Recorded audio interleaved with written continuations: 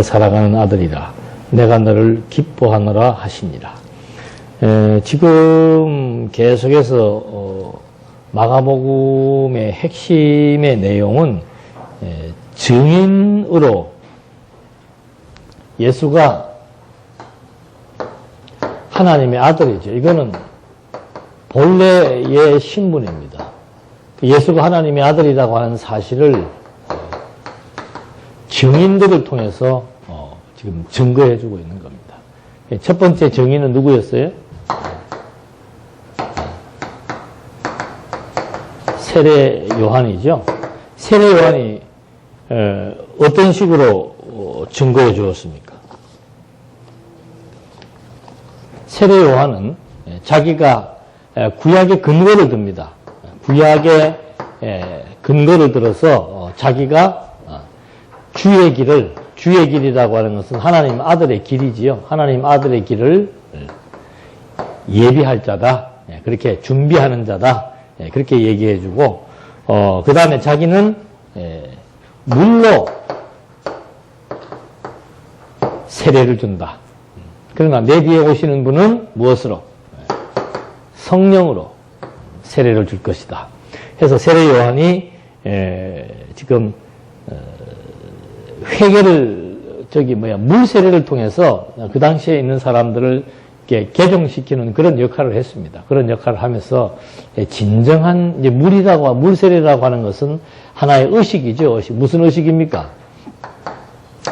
물 안에 들어가서 죽고 나옴으로써 다시 살아서 하나님의 자녀가 된다 하는 하나의 그 의식을 이렇게 베푼 겁니다. 그런데 세례 요한이 하는 말은 뭔가 하면 자기는 준비하는 자, 진짜 죽이고 살리는 그런 그 하나님의 아들이 올 것을 자기는 준비하는데 그 준비하는 것이 구약 성경에 다 예언되어 있는 것이다. 그걸 내가 지금 준비하면서 내가 하는 이 준비 사역을 통해서 바로 내 뒤에 오실 자가 바로 하나님의 아들이다. 그걸 알라. 그걸 지금 얘기해 주는 겁니다. 그러니까는 세례 요한은 준비 사역자예요. 그렇게 해서 물 세례를 통해서 죽고 사는 것에 대한 의식을 보여준 거죠. 그런데 내 뒤에 오실 분은 성령으로 세례 준다는 게 뭐예요? 성령으로 말미암아 당신이 이제 직접 죽으시고 당신이 직접 부활을 해서 당신으로 말미암아 영생에 이르도록 죽은 영혼들을 살리셔서 거듭나고 중생시키시는 진짜 실체적인 생명의 변화를 준다. 나는 의식적인 세례를 베풀었다면은 내 뒤에 오실 분은 실체적인 세례를 베푼다. 그리고 진짜로 자기가 죽고 부활하고 자기를 믿게 해서 죽은 영혼을 살리는 그런 이제 역사를 할 것이다라고 하는 것에 대한 준비 사역을 얘기한 겁니다. 두 번째는 이제 누가 증거를 하는가 하면은 첫 번째는 세례 요한이었고 두 번째는 성부, 성자, 성령, 삼위가 다 지금 증거를 해주는 겁니다. 하나님의 아들이라고 하는 사실을. 그러니까 예수님이 요단강에서 세례를 받는데 마태복음에서는 요단강에 세례받는 것이 하나님의 의를 이루기 위한 것이라고 얘기합니다. 하나님의 의를 이룬다는 것은 마태복음에서는 예수님이 세례를 받는 이유는 율법 아래 오셔서 율법을 지키는 것에 대한 하나의 예예요. 예. 그러니까 구약의 율법에서는 자기 백성들을 거룩하게 하거나 제사장이 거룩하게 되거나 성결의식을 통해서 하나님이 나가는 것이 참 노력을 시켰단 말입니다. 그런 것처럼 예수님도 이제 율법을 이루기 위해서 내가 온 것은 율법을 폐하기 위한 것이 아니고 율법을 이루기 위해서 왔기 때문에 세례를 받았다면은 여기서 지금 예수님이 세례 받으시는 것은 뭔가 하면은 바로 하나님의 아들임을 입증해 주기 위해서 세례를 받는 거예요. 그래서 지금 여기에서 보니까는 예수님이 세례를 받으시고 물에서 올라올 때 하늘에서 하늘이 갈라지고 성령이 비둘기같이 자기에게 내려오심을 보시더니 하늘로서 소리가 났는데 너는 누구다? 성부 하나님께서 너는 내 사랑하는 아들이다. 이걸 이제 확인시켜 주는 겁니다. 그러면서 성령이 곧 예수를 강요로 몰아내신지라. 두 번째, 성령은 예수가 하나님의 아들임을 어떻게 증거했는가? 광야로 내몰아가지고 광야에서 40일을 계셨는데 사단에게 시험을 받으셨는데 들짐승과 함께 계시니 천사들이 수종을 들더라. 그러니까 이 사단에게 예수님이 시험을 받는데 하나님이 만든 피조물 중에서 가장 강교하고 지혜롭고 막강한 권세를 지닌 게 사단 권세예요. 사단 권세.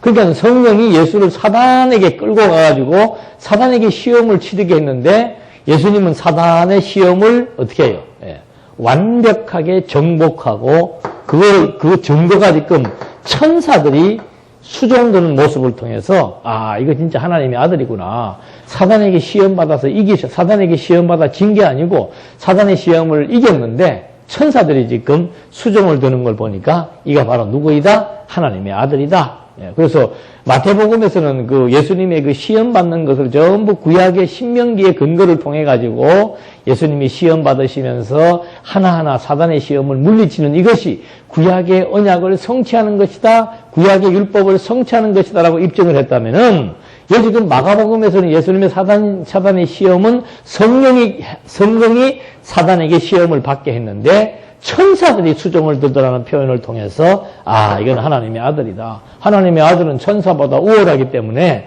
천사들이 수종드는 게 당연한 거죠.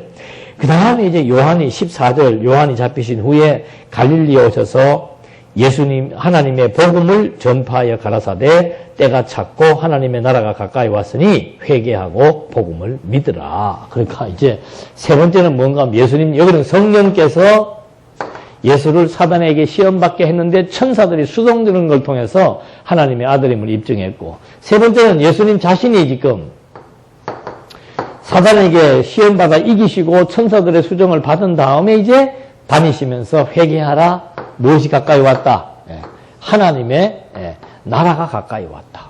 하나님의 나라는 누구 것이에요? 아들 것이죠. 그래서 하나님의 나라의 복음을 전파하면서 당신이 하나님의 자녀됨을 지금 증거하고 있다. 이렇게 해서 지금 1장 15절까지의 말씀에서 결국 증인으로 증언이에요. 증인이에요. 증언으로 신분을 가르치는 내용입니다. 그러니까 이게 지금 이제 그 세례 요한이 증인이 되어 증언해 주었고 성부, 성자, 성령이 증언해 주었고 세 번째는 아들을 불러서 사람을 구하는 아들의 증인으로 세웠다. 그러니까 그 아들 자체가 하는 일이 뭔가 하면은 구원의 사역을 지금 담당을 하는데 어부들을 불러서 그 제자들을 피택하는 거죠. 제자들을 피택을 하는데 제자들이 뭐 한 사람도 거부하거나 우리 같으면 뭐 하라 그러면은 근데 지금 직업이 이거고 지금 장사하기 바빠가지고 못하겠습니다 할 텐데 여기 뭐 아무도 반항하는 사람이 없어요. 그대로 순종한다는 거죠. 그게 바로 뭔가 하나님 아들의 권세라는 겁니다. 이렇게 해서 증언을 통해서 예수가 하나님의 아들임을 입증해 주었다. 그러니까 이제 우리가 마태복음에서 공부할 때도 그렇고 보면은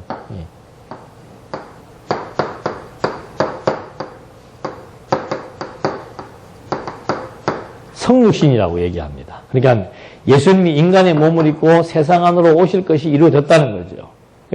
그렇게 해서 하나님이 인간의 몸을 그 세상에 온 것을 갖다가 이제 하나님의 아들이 오셨다라고 얘기하고 그 하나님의 아들을 통해서 이건 하나님의 아들이시며 구약의 모든 언약을 성취하신 그리스도다. 이걸 이제 우리에게 확증해 주는 겁니다. 그래서 그 아들의 오심에 대한 것은 이미 이제 창조 때부터 그러니까 이 성경은 아들의 오실 것에 대한 언약, 아들이 오신 것에 대한 성취 그리고 마지막에 다시 아들이 오실 것에 대한 약속 이거로 지금 성경이 다 끝나는 거죠.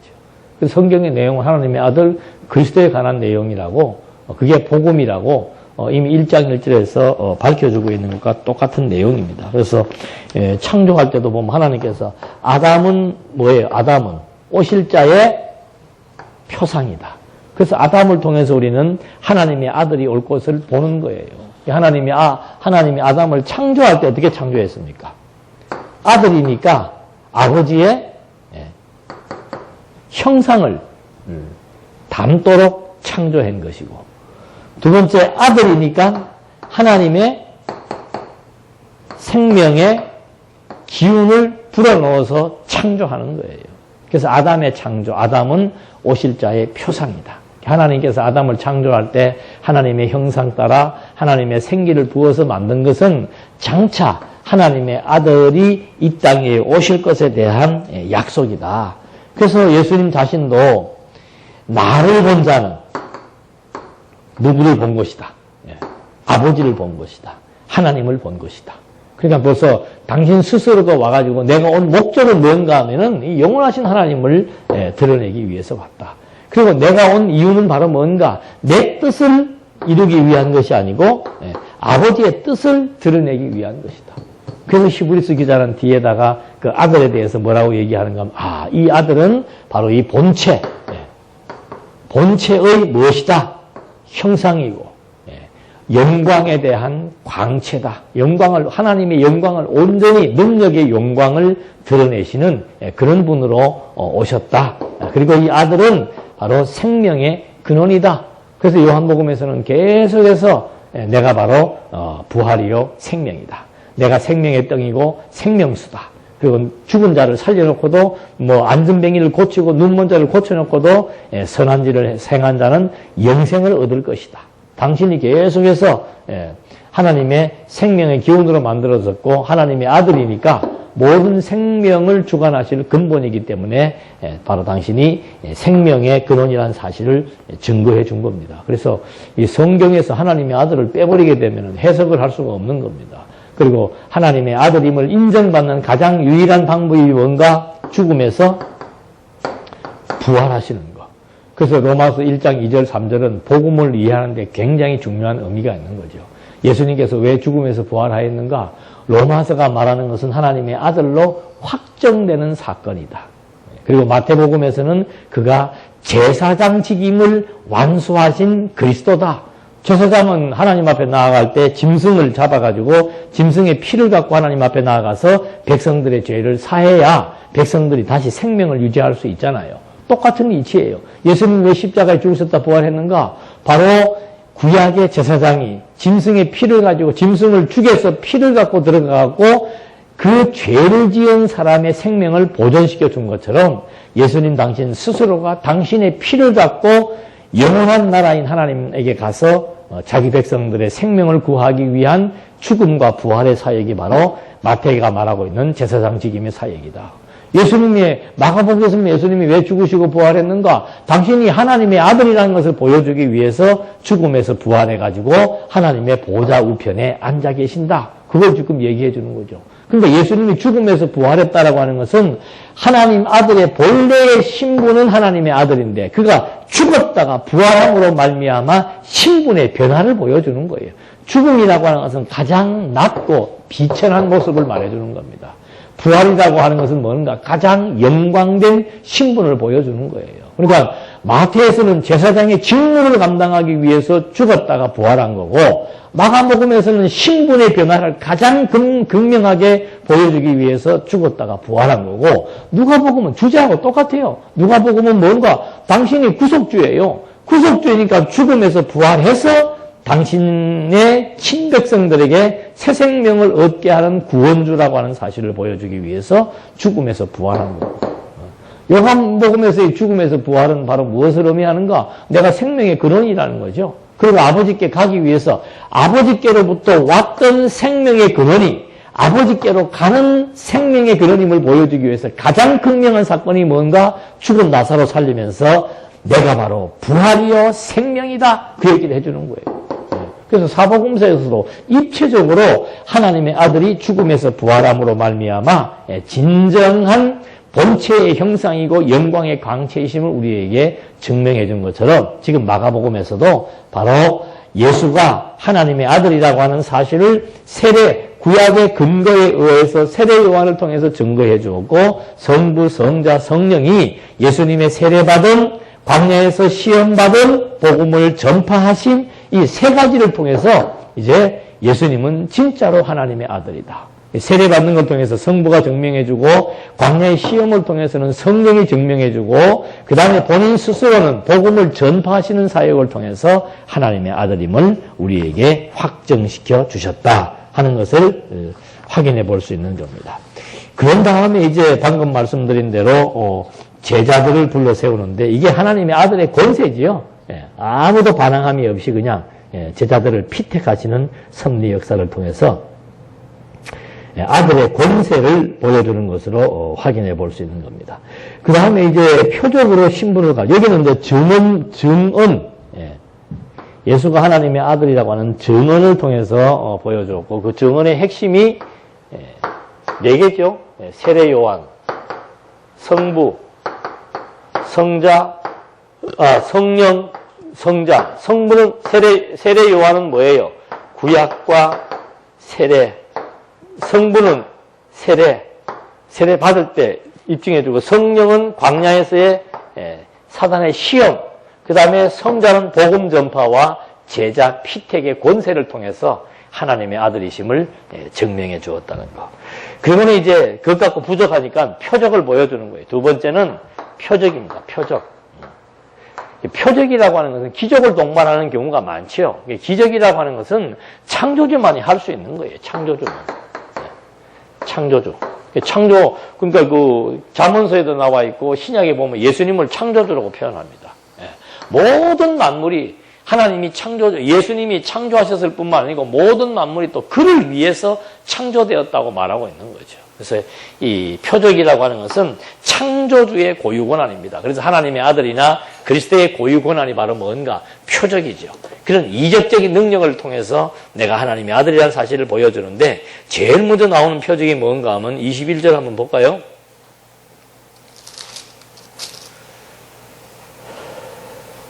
저희가 가버나움에 들어가니라 예수께서 곧 안식일에 회당에 들어가 가르치심에 뭇사람이 그의 교훈에 놀라니 이는 그 가르치시는 것이 권세 있는 자와 같고 서기관들과 같지 아니함일래라.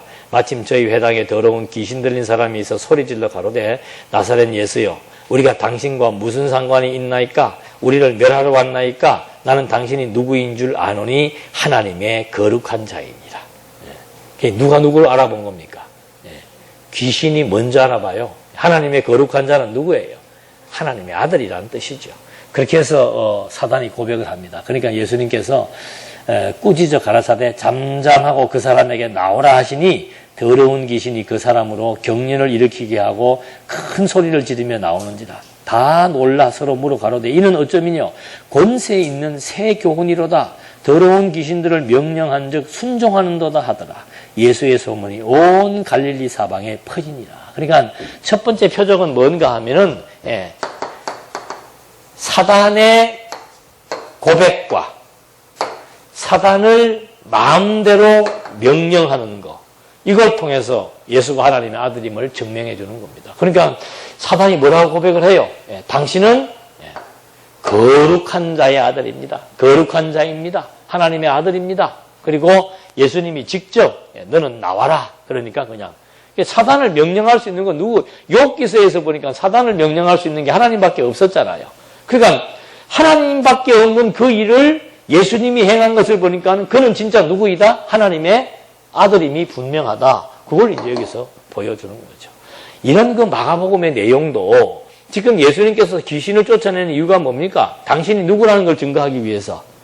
하나님의 아들임을 증거하기 위해서요. 근데 나도 여기 있는 거 해석을 잘못해가지고 예수님이 나와라 그러니까 귀신이 나오니까 나도 나와라 그러면 나오는 줄 알았다니까. 그래서 기도원에서 능력 받아가지고 그냥 막 멀쩡하게 막 어디 아픈 사람도 다 귀신이라 그래가지고 아픈 환자 보고도 막 또 귀신이 입으로 나온다 그래가지고 입을 이렇게 잡고 하면은 막 혀가 막 빠져나오기도 하고 막 눈이 돌아가기도 하고 진짜로. 그때는 귀신이 들렸던 뭐예요? 귀신이 들리니까 귀신이 둘 중에 하나예요. 내가 귀신이 들렸든지 아니면 하나님의 아들이든지. 하나님의 아들이 아닌 건 분명하잖아요. 그건 귀신 들린 거지 뭐. 귀신 들린 놈이 가가지고 귀신 들린 사람한테 막 이러니까는 막 발아가는 현상이 나타나는 거죠. 그걸 무슨 능력자라고 그러고 막 한동안 70년대 기독교가 뒤집어진 거 아닙니까? 그 은사 집회하는 것 때문에. 이런 것이 얼마나 무시한 결과입니까?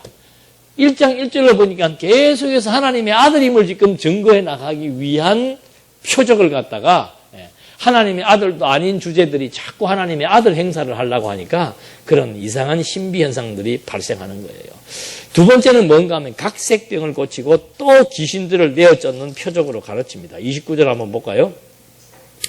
회당에서 나와 곧 야고보와 요한과 함께 시몬과 안드레의 집에 들어가시니 시몬의 장모가 열병으로 누웠는지라 사람들이 곧 그의 일로 예수께 여짜온데 나아가사 그 손을 잡아 일으키시니 열병이 떠나고 여자가 저희에게 수정을 드니라. 그러니까 뭐 여기서는 이런 병 갖고는 말도 안 하네요.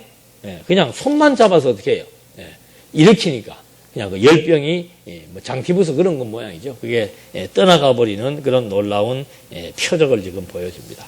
두 번째는 정오로 해질 때 모든 병자와 귀신 들린 자를 예수께 데려오니 온 동네가 문 앞에 모였더라. 온 동네 사람들이 뭐 지금도 마찬가지예요. 내가 이 병정 고치면 이제 803 여기 교통 마비됩니다. 소문 듣고 다 모여드는 거예요. 예수께서 각색 병든 많은 사람을 고치시며 많은 귀신을 내어 쫓으시되 귀신이 자기를 알므로 그 말하려는 것을 허락지 아니하시니라.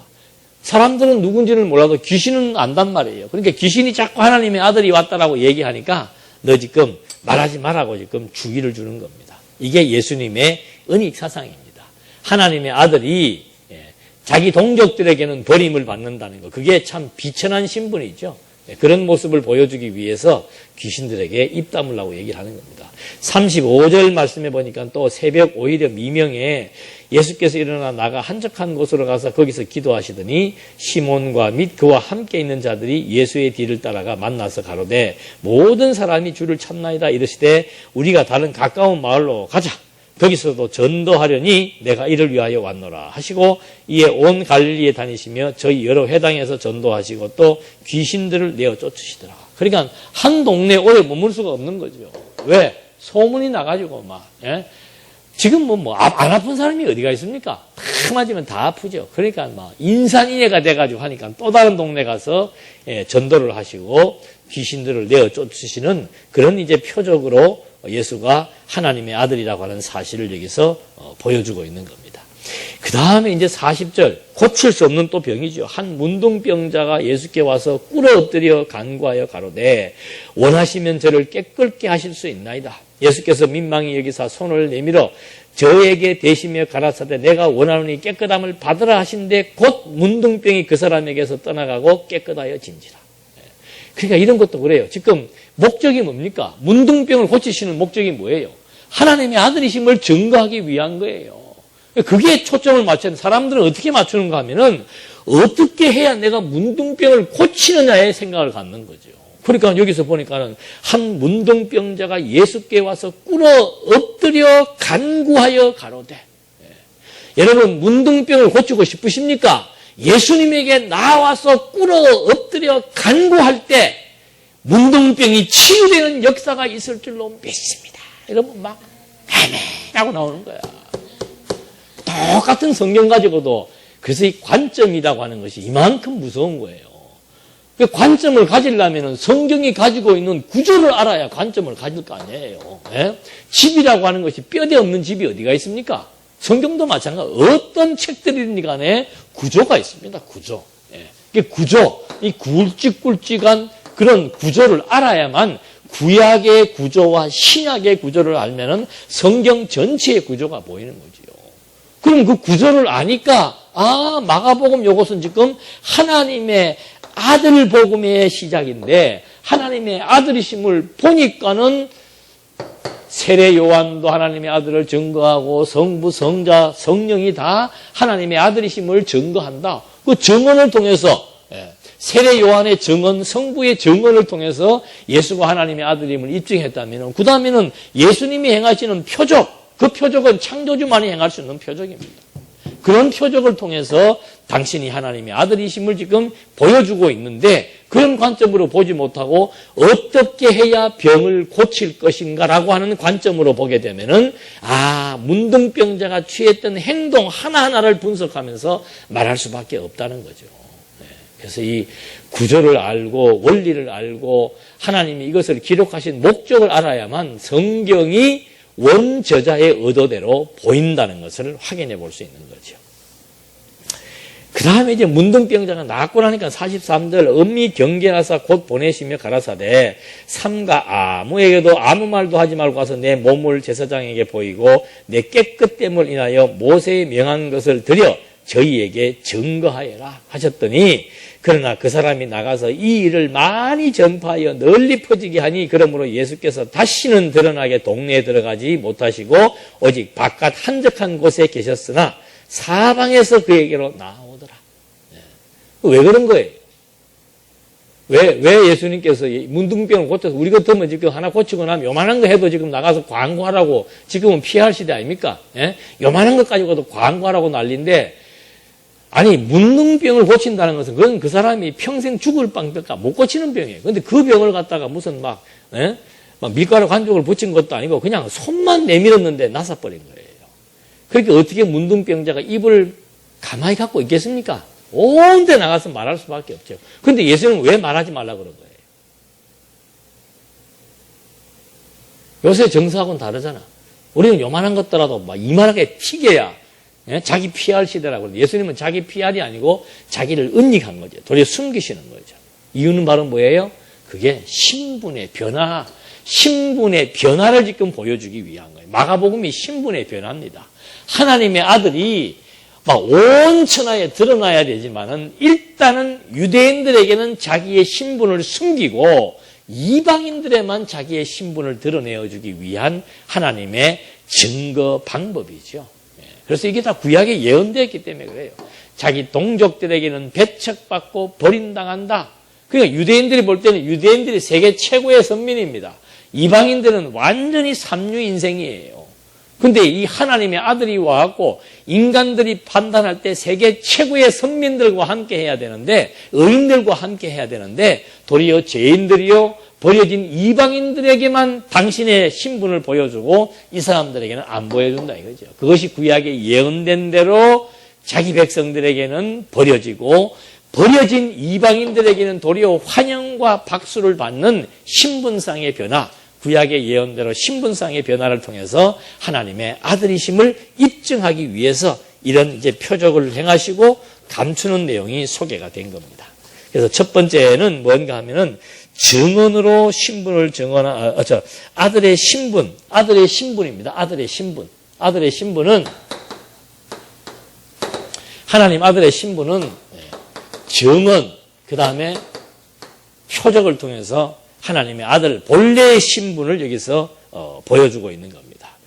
하나님 본래의 신분이 하나님의 아들 신분인데 아들 신분에 대한 것은 증언과 표적이고 두 번째는 속죄주 신분이에요. 첫 번째가 아들의 신분이고 두 번째가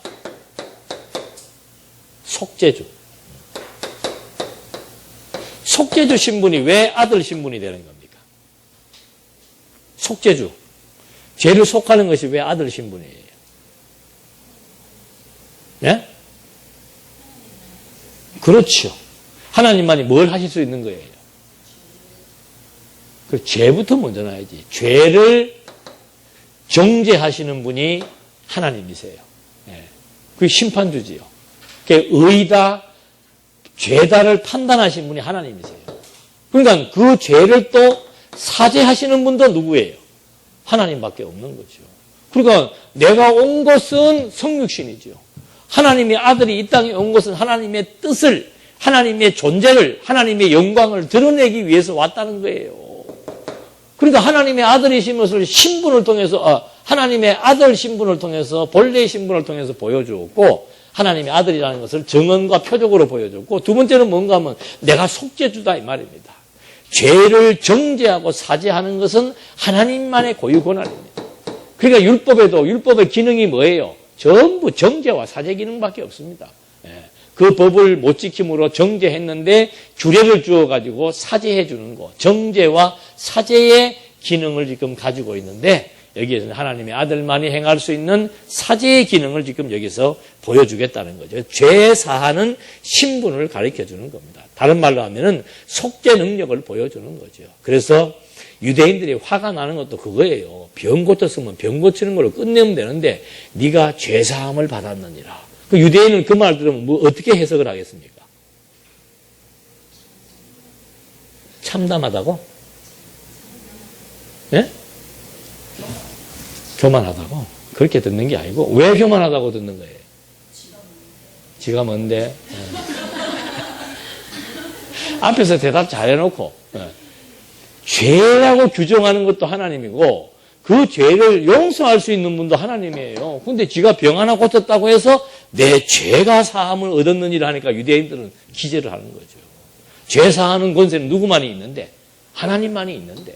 그거 잊어버리지 마십시오. 속죄주 하면 그거 잊어버리면 안 돼요. 왜 정죄와 사죄? 그것이 하나님의 고유 권한인가? 그리고 그걸 통해서 무엇을 보여주려고 하는가? 그걸 잊어버리면 안 되는 거죠. 그래서 여기서 지금 2장 1절에 보니까 수일 후에 예수께서 다시 가버나움에 들어가시니 집에 계신 소문이 들린지라. 집에도 마음대로 못 계시는구만.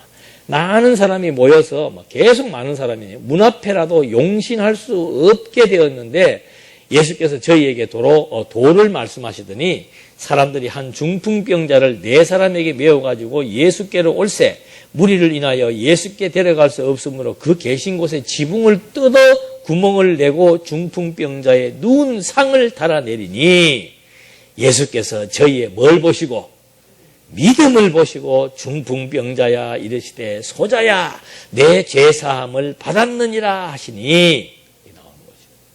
그러니까 이것도 지금 초점이 뭐예요? 예수님께서 중풍병자를 고치셨는데 그 다음에 뭐라고 얘기한 거예요? 네 죄사함을 받았다. 그게 포인트예요. 왜 죄사함을 받았다고 말하는가? 그게 주목을 해야 되는데 어떻게 해야 중풍병을 고치는가? 저도 이 기도 가서 막 수도 없이 들은 얘기예요. 여러분 병 고치기를 원하십니까? 여러분의 문제 해결을 받기를 원하십니까? 그럴 때는 친구들처럼 어떻게 했어요? 중풍병자를 메워가지고 그냥 그 무리가 없어서 예수님을 만날 수가 없으니까 뭐까지 뜯어가지고 지붕을 뜯어서 거기에서 환자를 내려보내는 그런 적극적인 태도, 열심, 정성, 봉사가 여러분의 질병과 문제가 해결될 줄로 믿습니다. 너무도 분명하잖아요. 부흥회는 그래서 하는 거야. 근데 성경을 보니까 그게 목적이 아니죠. 고쳐놓고 난 다음에 죄사함을 받았느라고 하시니 6절 어떤 서기관들은 바리새파 사람들이죠. 거기 앉아가지고 마음에 언언하기를 이 사람이 미쳤나? 그 말은 없네요. 어찌 이렇게 말하는가? 참남하도다. 미쳤나? 그 말이에요. 이게 무슨 소리야? 오직 하나님 한 분 외에는 누가 능히 죄를 사하겠느냐? 저희가 속으로 이렇게 언언하고 하는 줄을 예수께서 곧 중심에 아시고 이르시되 어찌하여 이것을 마음에 언언하느냐? 중풍병자에게 내 죄사함을 받았느냐 하는 말과 일어나 내 상을 가지고 걸어가라 하는 말이 어느 것이 쉽겠느냐? 일어나라 하면 금방 일어나가는 그거는 누구나 알아들을 수 있죠. 근데 왜 갑자기 중풍병자 보고 머리 아프게 죄사함을 받았느냐라고 말을 하겠느냐 이 말입니다. 그러나 10절 인자가 땅에서 죄를 사하는 권세가 있는 줄을 너희로 알게 하려 하노라 하시고 중풍병자에게 말씀하시되 내가 내게 이르노니 일어나 내 상을 가지고 집으로 가라 하시니 그가 일어나 곧 상을 가지고 모든 사람 앞에서 나가거늘 저희가 다 놀라 영광을 하나님께 돌리며 가로되 우리가 이런 일을 도무지 보지 못하였다 하더라. 그러니까 우리가 성경을 연구할 때도 여러분들 오후 시간에 세미나하는 것도 바로 그런 거예요. 본문을 읽고 거기에서 중요한 개념 하나들을 뽑아가지고 각자 다른 소리 하라는 게 아니에요. 성경은 기록한 목적이 단일 목적입니다. 그리고 어떤 사건이 이렇게 시작됐으면 그 사건의 줄거리를 쫙 읽고 보면은 포인트가 뭔지를 정확히 잡아야죠. 병 고치는 게 포인트냐, 중풍병을 고치기 위해서 어떤 태도를 취했느냐가 중요한 거냐, 아니면 지금 죄사함을 받았다고 하는 그 말이 어떤 의미인지를 찾는 게 의미가 여기 나오잖아요. 바리새인이 앉아가 서기가 앉아가 들어보니까 말도 안 되는 소리를 하거든. 그걸 예수님이 아시는 거예요. 야, 너 지금 왜 마음에 이렇게 이상한 생각하고 있냐? 하고 말씀하시면서 예수님이 그에 대한 이유를 말씀하면서 내가 중풍병자를 고치는 것은 땅에서 죄를 사하는 권세가 있는 줄을 너희로 알게 하기 위해서다. 땅에서 죄를 사하는 권세가 있는 것은 누구밖에 없습니까? 하나님밖에 없는데 당신이 고치는 것다는 것은 내가 바로 하나님의 아들임을 확증시키기 위한 거예요. 그건 무슨 근거로 그런 얘기를 합니까? 내가 마음대로 얘기하는 게 아니고 마가복음 1장 1절에 뭘 명시하고 있습니까? 하나님의 아들 복음에 관한 얘기를 지금 하겠다고 1장 1절에서 벌써 도입을 할 때 명시를 한 거예요. 그러니까 마가복음은 예수가 어째서 하나님의 아들의 신분을 갖고 있느냐, 맞느냐, 틀리느냐, 그거를 확인하기 위한 것이 마가복음이에요. 마가복음 읽고는 딴소리 하면 안 된다니까. 이름으로 예수는 하나님의 아들이다. 이름으로 예수는 하나님의 아들이다. 그 얘기를 해야 되지. 읽고서는 내 필요한 부분들을 확대해서 갖고 얘기하는 그것이 자의적인 설교, 은유적인 해석 그런 거라 그 말이죠. 그래서 설교라고 하는 것, 강론이라고 하는 것은 읽으면은 그냥 본문에서 밝혀주고 있는 내용 그걸 여기에는 지금 말하고 있잖아요. 말하고 있는 거는 그대로 하면 되고 안 나와 있는 부분은 구조를 통해서 확인해 들어갈 수 있는. 구조라고 하는 것은 주제와 기록 목적과 그 마가복음이 가지고 있는 구성 요소들을 전체를 말하는 것이 구조예요. 그런 것들을 확인을 해야만 정확하게 알 수 있어요. 저는 이 건물을 보면은 여러분들은 이것만 보이죠. 저는 이 보이지 않는 부분, 땅, 이 벽체까지 다 눈에 들어와 있어요. 왜? 이걸 지금 지었으니까. 구조를 전체를 다 알고 있다니까. 어디에서 무슨 고장이 나면 어떻게 연결돼서 어디가 이상이 있다는 것 고치지는 못해도 알 수는 있다니까. 그래서 성경도 마찬가지예요. 항상 이 복잡한 성경도 단일 목적이 있다는 거죠. 그리고 쉽게는 그냥 구약은 언약이고 신약은 성취라고 하는 딱 큰 맥락 속에서 누구를 언약하고 누구로 성취했는가? 하나님의 아들 그리스도를 언약하고 하나님의 아들 그리스도로 성취했고 무슨 내용인가? 하나님의 나라에 관한 내용이고 하나님의 나라인 교회에 관한 내용이다. 그러면 너무도 기본적인 포메이션이 딱 정해져 있는 거죠. 그거를 이제 더 세부적으로 들어가 보니까는 창세기는 어떤 위치에서 어떤 것을 말하고 있고 마가복음은 어떤 위치에서 무엇을 말하고 있고 그런 것들은 기본적으로 우리가 알아야 되는 거죠. 그렇게 해서 짝짝짝 조여 들어가면은 정확한 해답이 나오게 된다는 사실을 확인할 수 있는 겁니다. 두 번째는 이제 세리와 죄인들과 함께 식탁에 앉아서 속죄주임을 알게 하는. 지금 여기는 계속해서 죄를 사하는 신분을 갖고 있다는 사실을 증거해 주는 겁니다.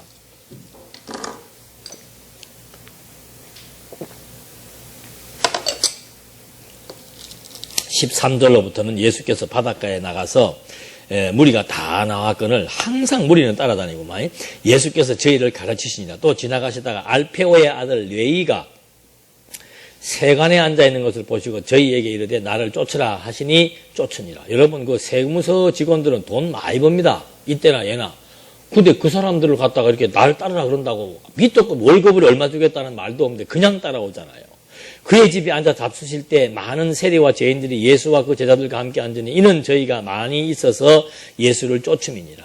바리새인의 서기관들이 예수께서 죄인들과 세리들과 함께 잡수시는 것을 보고 그 제자들에게 이르시되 어찌하여 세리와 죄인들과 함께 먹는가? 유대인들은 그 밥도 이방인들과 먹지 않지요. 음식물도 유대인들만이 먹는 음식이 구분되어 있지요. 그런데 지금 유대인인 예수가 죄인들, 이방 사람들, 죄인들, 특히 악명 높은 세리와 함께 먹으니까 그걸로 시비를 거는 거예요. 예수께서 들으시고 저희에게 이르시되 건강한 자에게는 의원이 쓸데없고 병든 자에게라야 쓸데있느니라. 내가 의인을 부르러 온 것이 아니요 죄인을 부르러 왔노라 하십니다. 그러니까 왜 예수님이 부득이 와가지고 우리는 그 친구 따라 강남 간다고 그 사람 친구를 보면 그 사람을 알 수 있다 그러잖아요. 그럼 여러분 같으면 판사 친구를 사귀겠습니까? 지금 형무소 갔다 나온 친구를 사귀겠습니까? 물어보나 마나예요. 예. 정가 20범 되는 친구 사귀어야 덕될 거 하나도 없다니까. 그런데 예수님은 도리어 정과자들, 죄인들, 악명 높은 사람들, 사회에 아주 가난하고 소외된 사람들, 이런 사람들하고 친구를 하되 지금 여기서는 주로 죄인들에 대한 얘기를 해주는 거죠. 그런데 예수님은 뭐라고 얘기합니까? 내가 온 것은 의인을 부르러 온 것이 아니고 죄인을 부르러 왔다. 왜 그런 말을 했을까요? 왜 죄인을 부르러 왔다? 왜 죄인들과 밥 먹으면서 밥 먹는 이유는 죄인을 부르러 왔다고 하시면서 밥을 먹은 거고 죄인을 부르러 왔다라고 하는 말의 의미는 뭡니까? 당신이 죄를 속하는 속죄주라고 하는 사실을 이제 드러내기 위해서 죄인들과 함께 식사를 했다는 말을 해주는 겁니다. 이제 다음에는 금식 문제와 안식일 문제가 나옵니다. 요거는 숙제로 내드릴게요. 왜 갑자기 금식을 하는가? 금식이 속죄주하고 무슨 관계가 있는가? 안식일은 쉼을 얻는 건데 그 안식일이 속죄주하고 무슨 관계가 있는가? 예수님은 그 관계를 잘 풀어서 설명을 해 주실 겁니다. 기도하시겠습니다. 은혜와 사랑이 풍성하신 하나님 아버지, 하나님 저희들에게 이 지혜와 명철을 허락해 주셨고 정말 예수가 하나님의 아들 그리스도라는 사실을 아는 것이 우리에게 절대적인 가치가 있기에 오늘도 성경을 통해서 하나하나 어째서 예수가 하나님의 아들이신 줄을 우리한테 확인시켜 주신 것 감사합니다. 하나님의 아들을 통해서 우리는 하나님의 영광을 봅니다. 하나님의 아들을 통해서 우리는 하나님의 살아계심을 확증합니다. 우리 모두 하나님만을 전폭적으로 의지하고 경외해 나가는 아름다운 삶으로 인도해 주시옵소서. 예수님의 이름으로 기도드립니다. 아멘.